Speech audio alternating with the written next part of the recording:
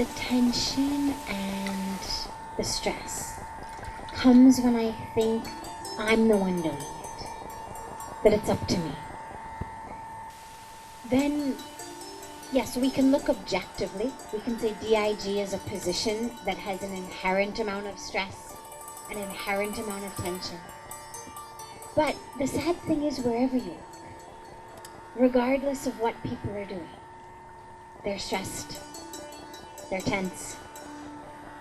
Unemployed people,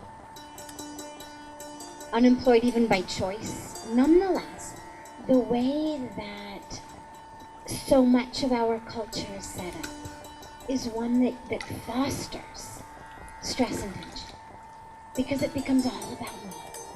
And there's not a balance in our life between our spiritual path and the job that we're doing.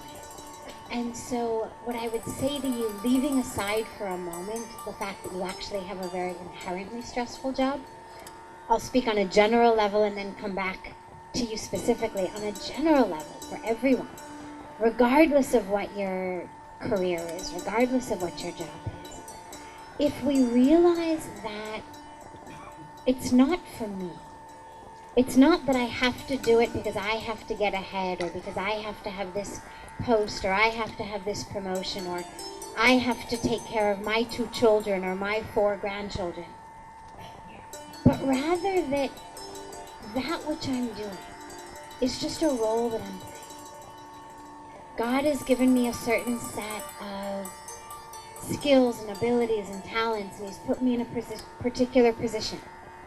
And all I have to do in that position is allow His will to flow through me. So for example, when we have heart attacks, actual physical heart attacks, it's caused because we have too much plaque in our blood vessels. That's why they say lower your cholesterol, take medicine to lower your cholesterol, so that the blood pressure drops, the plaque dissipates. In life, it's actually the same thing. When all of that which is blocking the flow, whether it's our own agenda, whether it's our own desires, whether it's our own fears, whether it's our own confusion, whether it's our own expectations, unfulfilled hopes, all of these things, these serve as like the plaque that end up filling up the vessel. And when it happens physically in our life, the blood can't flow, we have a heart attack. When it happens in our spiritual life, it's the same thing. Then the will of the divine, regardless of what our religion is, regardless of the way that we envision the divine, there's a will, there's a plan, there's a purpose, and that will can't flow. And so actually the remedy is the same. If you went to a doctor and you had blood pressure that was too high because you had too much plaque in your blood vessels, the doctor would do something to make sure that there was less plaque, so the pressure dropped, so the blood could flow more freely. And in the same thing in our lives, if we can remove that which is blocking our blood vessels, remove the individual desires, the individual attachments or expectations or jealousy or all of that, then what ends up happening is the divine will just flows. And so then it's not stress and tension about my post, my position, my success, but it's just about becoming empty so that God's will can flow through us with that faith that He knows what He's doing.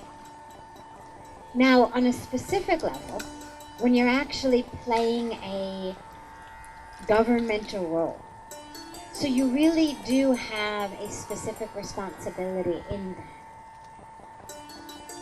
The answer's the same in many ways, just even more solidified. You've been put there for a very specific reason.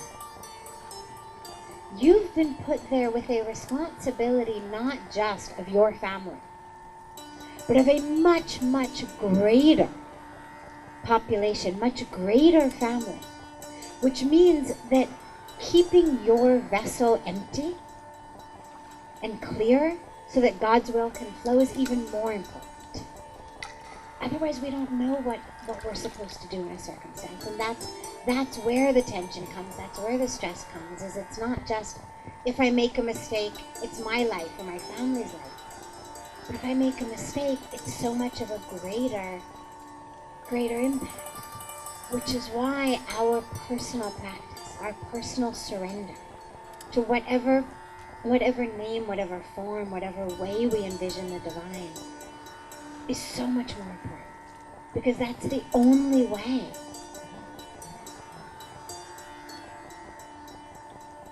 that actually it can flow through us. And to realize, lastly, the example that Puja Swamiji always gives is the example of the microphone. He says, if the microphone thought that it was up to it to develop the speech, and to give the speech, or at the end of the speech, the microphone said, "Wow, God, I gave such a great talk today," it would be ridiculous. I mean, it's a joke. We laugh about it. Obviously, the microphone knows, if it had any sort of consciousness, that it was simply a tool. It hadn't given a speech. The person who was speaking had utilized it to give the talk. And in the same way, the tension comes when we think, I've got to figure out what to say, I've got to give the speech. Rather than realizing, I'm just a tool.